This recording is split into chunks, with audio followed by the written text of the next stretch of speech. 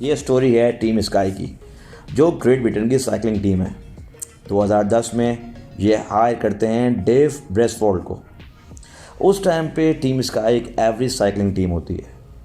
वो 100 सालों के अंदर सिर्फ एक गोल्ड मेडल जीते हुए होते हैं। टूर डी फ्रांस सिर्फ 2 साल दूर होता है और वो चाहते हैं कि डेव ब्रेसफोर्ड आने के बाद इनको इम्प्रूव करें और Tour de France जिताएं।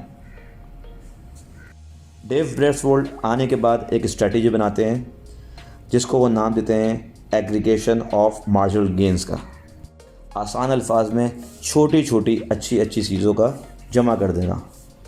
Means 1% improvement हर चीज़ में जो भी आप दिन में करें।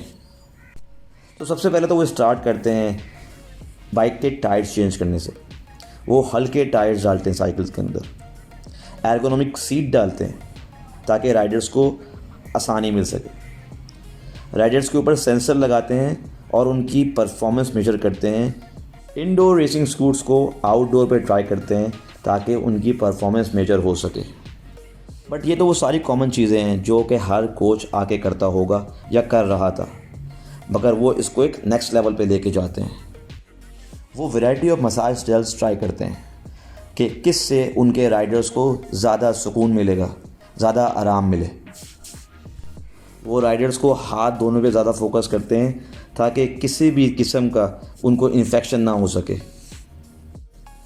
यही नहीं बल्कि वो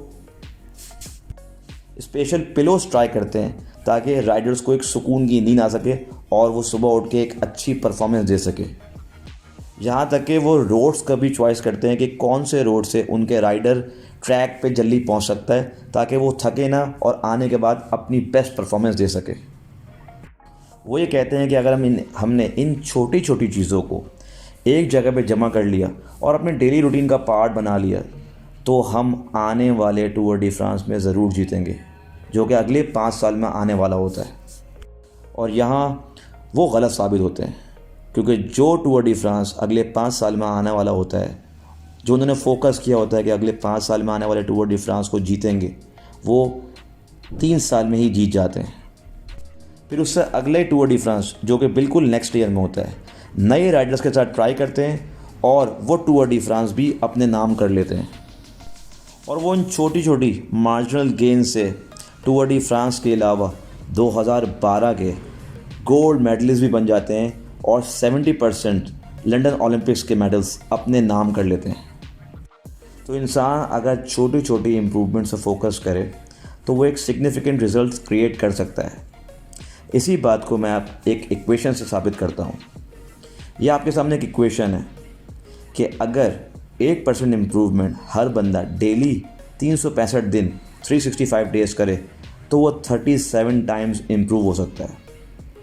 इसी तरह अगर एक इंसान 1% डिक्रीमेंट कर रहा है अपनी डेली लाइफ में तो साल के एंड में वो ऑलमोस्ट 0 पे टच कर जाएगा। तो अब इंसान ये कह सकता है कि 365 दिन 365 डेज़ 1% इम्प्रूवमेंट करना इम्पॉसिबल है। तो छोड़ दीजिए डेली 1% इम्प्रूवमेंट को, फोकस कीजिए वीक डेज़ पे। कोई भी 5 दिन के ऊपर फोकस कीजिए एक वीक में और उसको इम्प्रूव करें। तो इस तरह भी आप 10 टाइम्स इम्प्रूव कर सकते हैं साल के एंड में। बड़ी बड़ी अचीवमेंट्स को हासिल करने के लिए अच्छे गोल सेट करने की कोई ज़रूरत नहीं। सिर्फ आपको अपने आप को ऑर्गेनाइज़ करना है, एक सिस्टम को फॉलो करना है और जो आप चीज़ अचीव करना चाहते हैं, जो भी गोल आप अचीव करना चाहते हैं, आप वो अचीव कर सकते हैं। यहाँ टीम स्काई का गोल एक ही था कि उन्होंने गोल्ड मेडल जीतना है, मगर उन्होंने फोकस किया सिस्टम को, उन्होंने फोकस किया अपनी डेली रूटीन को और उसको अलाइन करते हुए वो अपने टारगेट पे पहुंच गए। तो साल का शुरू है अभी, आप लोगों ने हिम्मत नहीं हारनी, लगे रहिए, एक सिस्टम डेवलप कीजिए और अपने टारगेट्स को अचीव कर लीजिए।